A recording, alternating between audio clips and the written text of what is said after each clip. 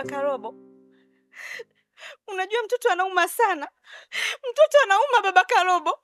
Mara kadhaa nimeshakukataza, sitaki umwagize binti yangu. Tazama, leo hii nimejitoa kafara mpaka kwenda katika ule msitu. Vipi ningezulika? Vipi ungenikosa mimi? Umemkosa mtoto? Baba Karobo, mimi namtaka Karobo wangu. Sasa naomba unisikilize. Kinachokwenda kutokea hapa, naomba usije ukanilaumu.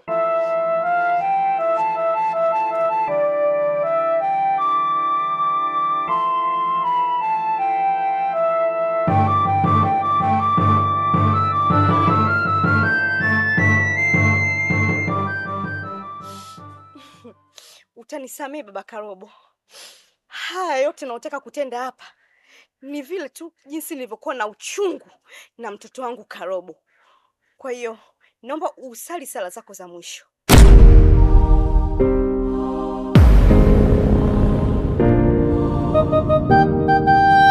Mama!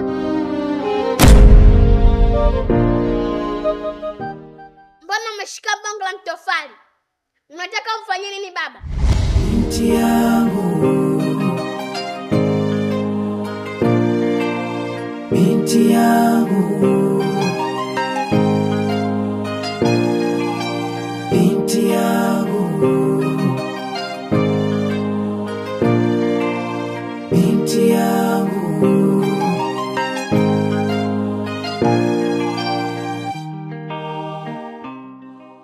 Mama, ina maana unataka kufanya hayo yote kwa sababu mimi nilipotea? Sikiliza nikwambie mama, mimi sijapenda. Sasa hivi nishaanza kuwa mwelewa. Ninajua baya na lipi nzuri. Na hadi kwenda kuni ule msitu nilikuwa na akili zangu. Mama, sasa hivi naona tumebadilishana akili. Una maana gani mwanangu Karobo? Nina maana kwamba mambo unayoyafanya yanaongozwa na akili za kitoto na mambo unayofanya mimi yanaongozwa na akili za kikubwa. Ni dhahiri kuwa tumebadilishana akili mama. Embu acha akili za kitoto hizo. Yaani hadi mimi mwanao na kuzidi akili. Wewe jiogopi. Mama Karobo, sijui kwa nini unanichukia, lakini najua kwa nini unanidharau. Ama dharau ndo zinaleta chuki? Ukimdharau mtu ndo unamchukia, na ndio maana unanichukia, kwa sababu unanidharau. Sawa, nitamuomba Mungu uondoke kwenye maisha yangu, pengine utakuwa na furaha na hautonidharau tena. Eti nini? Unachekesha wewe? Utamuomba Mungu utoke katika maisha yangu au utamuomba Mungu utoke katika hicho kiti? Mama, inatosha. Endelea na mambo yako mama. Mwache babangu. Nitapambana baba mpaka nihakikishe umepona, na wala usiwaze kuhusu mama, nipona wewe atabariki Mola. Na wala usiwe na shaka baba, niamini naweza fanya mazito, iwe kwenye shida na raha, utakuwa na mimi, haya yote mapito.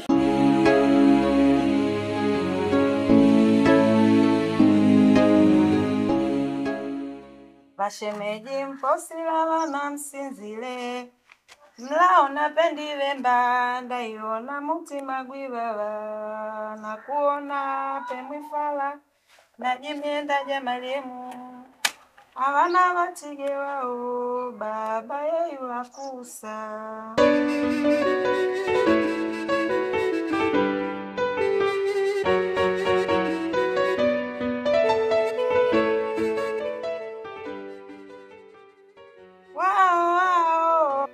Mama mkubwa. Hey! Patro mwanangu, kulikoni tena?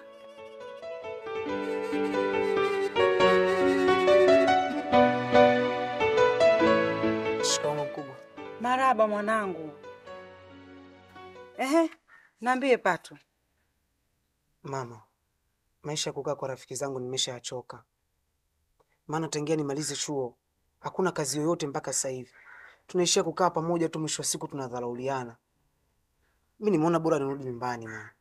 Ina maana lile kundi lote mlokuwa mkiishi pamoja hakuna hata mmoja alopata ajira? Ndiyo mama, hakuna hata mmoja alopata ajira mpaka sasa hivi. Kwa hiyo mwanangu, Mama mkubwa, mimi nimeona tu bora nirudi nyumbani. Kama kukutana na washikaji zangu nitakutana nao huku tu basi inatosha. saa kaeke begi lako ndani afu kisha uje tuongee vizuri.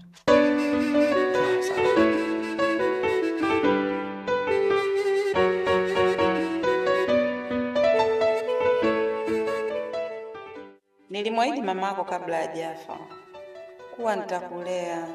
Kaa tu hapa, kama tukisumbuana basi ni mipango ya Mungu. Na dada yako yupo tu huko anayavuruga kwa shemeji yako. Da.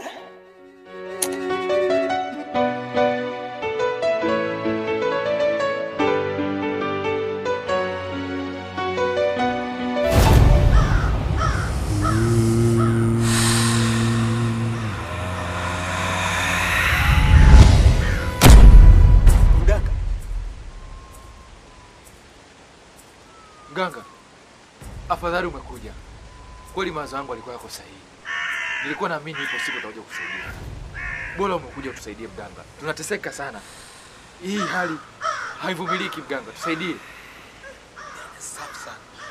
Nilikwambia pasali, hakuna usiku usiokuwa na asubuhi. Chuma hichi hapa kimekuja. Sasa baba sikiliza. Sisi tunaomba msaada wako. Humu ndani tunateseka vya kutosha. Nilikuwa naomba utusaidie tu, ututoe ndugu yangu tuishi kwa amani. Kiukweli siwezi kuwasaidia kutoka kwenye hii pete.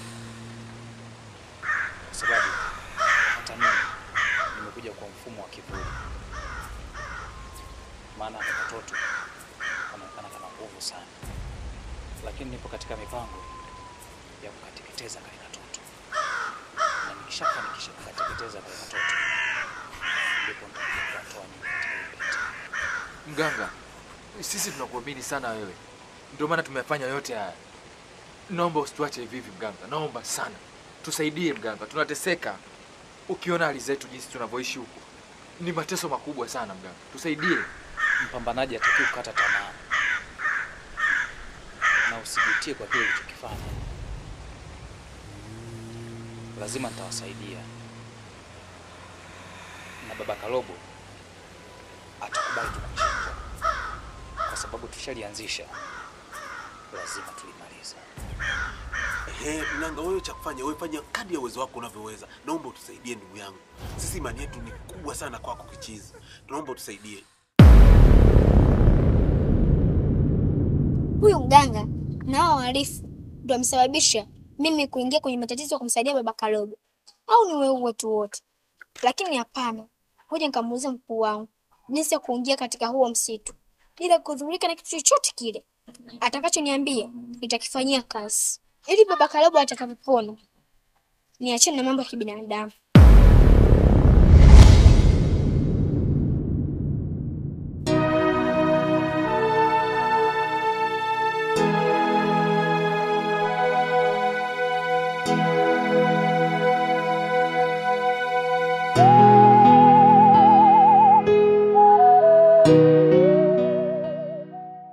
Hello mrembo. Koma kuniita mrembo. Kwa nini sasa mrembo? Mbona ghafla umenibadilikia? Hivi una taarifa mume wangu kashajua unanitongoza? Kajua? Kivipi? Nilivyokuambia njoo, alinisikia. Na nilivyokuambia uwahi kuja mume wangu atawahi kurudi, alinisikia pia.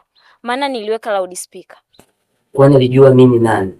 Au sauti yangu alielewa? Hapo hata mimi najiuliza. Maana sikulisevu jina lako. Nilikusevu mwizi. Hapo ndo nilipocheza kama Pele. Ulicheza kama Pele. Sasa kwa nini unakuwa na hofu? Na kukuaminisha kwamba hakunijua? Nakupa homework. Wewe nenda kamuulize. Baby, huko tayari kuniacha kwa maneno ya watu wasiokuwa na uhakika. Kisha utaniletea majibu atakayokujibu. Kabla sijamuuliza hilo swali, wewe mtafute, uongee naye. Na ukishaongea naye, kama mkiamaliza bila matatizo yoyote, basi na mimi nitamuuliza hilo swali. Sawa, hilo limeisha mrembo. Okay, bye.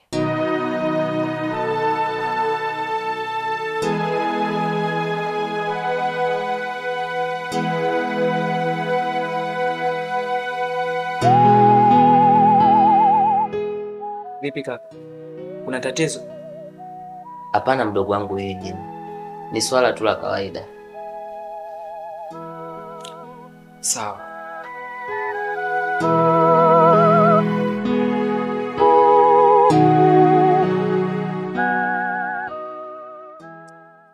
Jason, vipi ndugu yangu? Kama kawaida mzazi. Karibu sana kijiweni kwa sababu nilikuwa nipo peke yangu hapa nimepoa. Hivi ushawaza ndugu yangu lini tutapata ajira? Unajua ni muda mrefu sana tangia tumaliza chuo. Na mimi nilikuwa nakaa kwa washikaji tu, sina hili wala lile. Hapa nimeamua kurudi nyumbani, nimerudi jana. Lakini pale nyumbani kwenyewe pale. I swear nakwambia ndugu yangu, sidhani kama wataweza kunivumilia. Unajua kukaa sehemu ambayo huna kazi, ufanye chochote, mwisho wa siku atakuchoka ndugu yangu. Kweli. Sasa hili swali mimi linaniumiza kichwa kinyama yani. Sijui inakuaje yani. Unajua nini mwanangu? Sasa hivi tusihangaike tena na hizo ajira zao. Sawa tumesoma lakini ajira ngumu. Ajira zipatikani. Mimi ninachokiona sasa hivi tupambanie tu kipaji chetu. Kwanza umesikiliza ipi Mbosso? Room number 1. Room number 3 ndugu yangu bana vipi? Room number 3 na sasa kuna goma mle moja, bonge goma katika ile ipi? Yeah. Kuna goma moja inaitwa Power hilo. Oya, mule ndugu yetu katembea. Yaani mimi naona kabisa tukipita mule kwenye ngoma zetu ndugu yangu, sisi hawa hapa. Masuala ya ajira kila kitu chini. Ina maana ushagalili? Sasa nataje kuikalili ndugu yangu.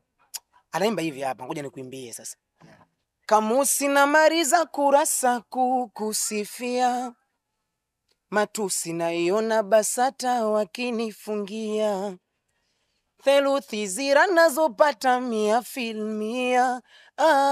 Mjusi ukuta wa parasta na upalamia. Na kama penzi ni chupa la bia, nipe sana niwe mlevi, niumbe njia, kwa maana we mlezi na unanijulia, hawana wawezi pakukuibia dia. Pawa naishi hapa. Shikilia hapo sasa. Sema nini mwanangu? Una kichwa fulani cha kukalili chapu kinoma yani. Nimependa. Sema umeona kutokana na refu ambalo tumeishi sisi mtaani, hii hali ya kukosa ajira na nini? Ndio. Kuna nyimbo fulani hivi nimeiandika, nimejaribu kuisuka. Umeona? Inahusu masuala yetu haya. Kusoma sana fu ajira hatupati sasa hivi. Kichwa chako nakiamini sana. Kwenye masuala ya kuandika, mimi najua wewe una matatizo. Hebu nipigie kwanza nisikie kwanza, una melody fulani hivi so poa. Nataka nisikie leo. Kaida. Dadeki. Ipo hivi. Mzigo wa vitabu linielemea, elimu niliweka mbele, tena nilikesha kujisomea mimi. Na makaratasi leo natembea, ajira ndo kipengele, hata wale waliopata ni kwa kuchelewa. Kwa nini? Maana hata wazazi walitegemea elimu yangu ndo itakuja kuwalea, ili nisome wakajitolea, walichotegemea sio kinachotokea. Mola kanibariki kipaji cha muziki, wanda nikawa kama Mondi, japo so rahisi kuflow kwenye biti na kupata hiti songi, sijui wala misijui wala kwenye mziki nitatoboa, sijui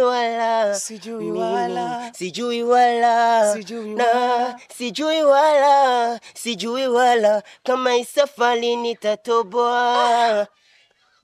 Dadeki.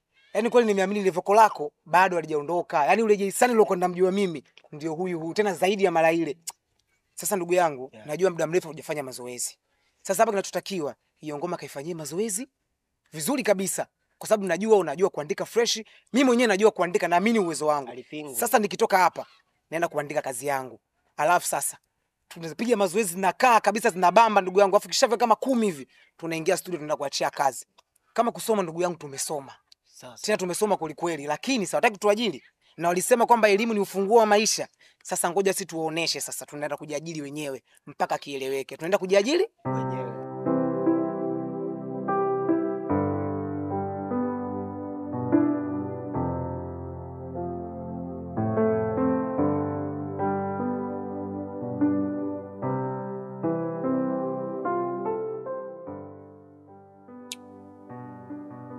I love you, baby. I love you too.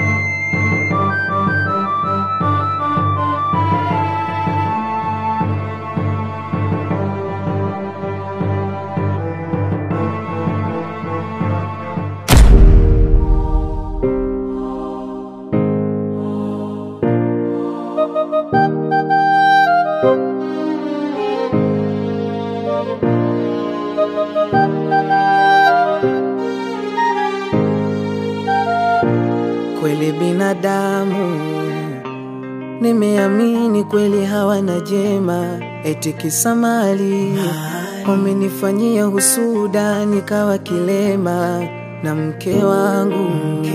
Baada maisha magumu wakaamua kwenda, nateseka na mwanangu, ila ipo siku hii hali itakuwa vyema. Unahangaika mwenyewe na muda mwingine nakuonea huruma, natamani nikusaidie ila siwezi, nashindwa hata kunyanyuka.